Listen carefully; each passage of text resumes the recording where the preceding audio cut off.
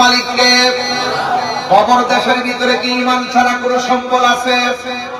এই জন্য আল্লাহ বলছেন ওয়ালা তাহিনু ওয়ালা তাহসানু ওয়া আনতুমুল আ'লাউনা ইন কুনতুম মুমিনিন। আল্লাহ রাব্বুল আলামিন বলেন নিরাশ হয়ো না, দুঃখিত হয়ো না, চিন্তিত হয়ো না, হতাশ হয়ো না, বিজয় তোমাদেরই আসবে যদি তোমরা মুমিন হতে পারো।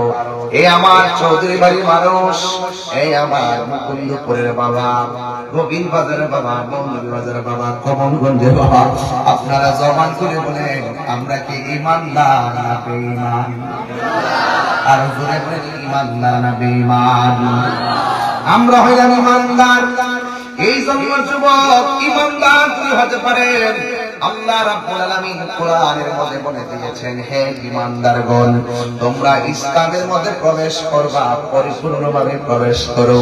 কারণ আল্লাহ ছাড় দেয় কিন্তু ছেড়ে দেয় না। যারা রমজান মাসের রোজা দুই তিনটা ভাঙিয়ে ফেলাইছে তোমাদেরকে বলতেছি,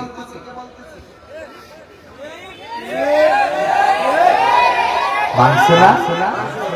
এই ভাঙছে না? আমি আপনাদেরকে বলতেছি, কেউ কেউ আছে রোজা ভাঙছে কিন্তু কাউরে বলে নাই।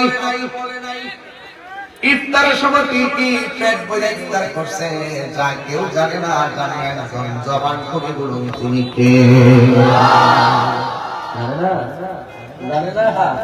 বাসার রাস্তা আছে, আপনি যখন রোজা ভাঙিয়া দুপুরবেলা হোটেলে দুইটা ভাত খাচ্ছেন, ওই মুহূর্তে আবার আল্লাহ ইচ্ছা করলে মাছের কাটা গলায় লাগাইয়া রিজিকের দরজায় তালা লাগাইতে পারত কে পারত না। এরপর আল্লাহ আপনারে খাওয়াইছে, আল্লাহ আপনারে পান করাইছে, রাতের বেলা রোজা না রেখে ঘুমায় রয়েছেন, ইচ্ছা করলে ঘুমের করে প্যারালাইসিস বানায় রাখতে পারে কি পারে না? আল্লাহ রাব্বুল আলামিন আপনি নামাজ না পড়ার পরেও, আপনি সুদ খাওয়ার পরেও, ঘুষ খাওয়ার পরেও, জিনা করার পরেও, নাফরমানি করার পরেও আল্লাহ রাব্বুল আলামিন আপনাকে খাওয়াইতেছে, ঘুম পাড়াইতেছে। নামাজের টাইম নাম দিয়েছেন, একটা হলো রহমান, আরেকটা হলো রহিম। রহমান শব্দের খাতিরে অপরাধ করার পর আল্লাহ লাগায় সন্দেহ বান্দা হিসেবে রহমান। আল্লাহ রাব্বুল আলামিন বলেন ইন্নাহু হুয়া ইউবদিউ ওয়া ইউঈদ, নিশ্চয় আমি আল্লাহ তোমার শুরুর মালিক, আমি আল্লাহ তোমার শেষের মালিক। ওয়া হুয়াল গফুরুল ওয়াদুদুল আরশিল মাজিদ।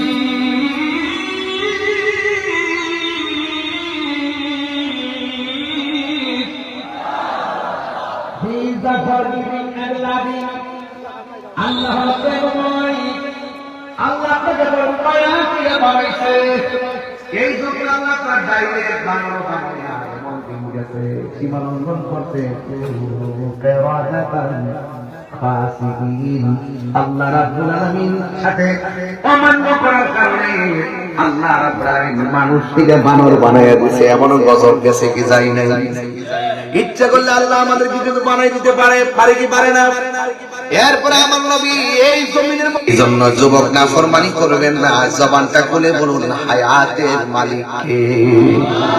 আল্লাহ বলে আমি আল্লাহ তোমার শুরুর মালিক, আমি আল্লাহ তোমার শেষের মালিক। একদিন শুরু হয়ে যাবে, একদিন তোমার জীবনটা থমকে যাবে, একদিন মৃত্যু নামক থাবা তোমার এমপিগিরি কেড়ে নিয়ে যাবে, মৃত্যু নামক থাবা বক্তাগিরি কেড়ে নিয়ে যাবে, মৃত্যু নামক থাবা চেয়ারম্যানগিরি কেড়ে নিয়ে যাবে, মালের মালিকানা কেড়ে নিয়ে যাবে। আজকে তো রবির বাজারের দোকানে বসলাম, মরে গেলে মালের মালিকানা শেষ হয়ে যাবে। এক যুবক বাড়ি আছে ঠিকই, বাড়িওয়ালা কবরে চলে গেছে, এমন ইতিহাস মুকুন্দ করে আছে না নাই? আমার মরণের কতদিন বাকি আমি জানিলাম না গো আল্লাহ, কতদিন আমার যদি দিলটা নরম করে ওয়াজ শুনতে পারেন, রমজান মাস তো আমি বেশি চিল্লাইতাম না, শুধু দিলটা নরম করে শুনেন। আমরা আজকে আল্লাহ মাফ করুক আর না করুক কোনো অভিযোগ নাই। এই মাহফিলটার উসিলা যেন অন্তত পক্ষে কবর আযাব আল্লাহ মাফ করে দেয়।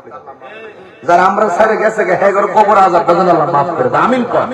আজকে আমরা যদি তাদের জন্য দোয়া করি, আমি নিশ্চিত তারাও আমাদের পরবর্তী জেনারেশন সন্তানদের টাকার মালিক বানাবার আগে সুশিক্ষার শিক্ষার মালিক বানাই দেওয়া যায়। এই সন্তান যেন আপনি মারা যাওয়ার পরে কবরে যায় জিয়ারত করে। কথা কোন ঠিক না বেঠিক? এটা মহব্বত আমার সাথে কোন।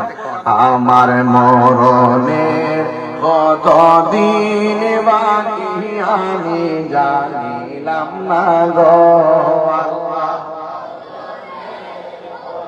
দিন বাকি আমার মরণের কতদিন বাকি আমি জানিলাম না গো আল্লাহ,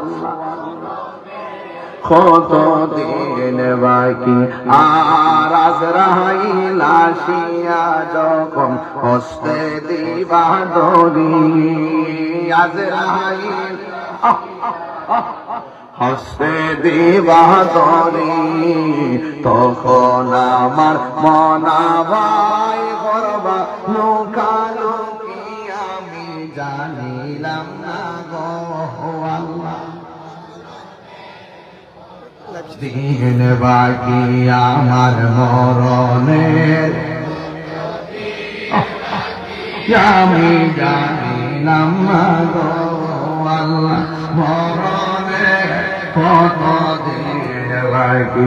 আর 40 দিনের আগে ভাইরে মৌতের নিশানি, 40 মৌতের নিশানি, যেই জায়গা যার মরণ লেখা সেই জায়গা সে মরে আমি জানিলাম না গো।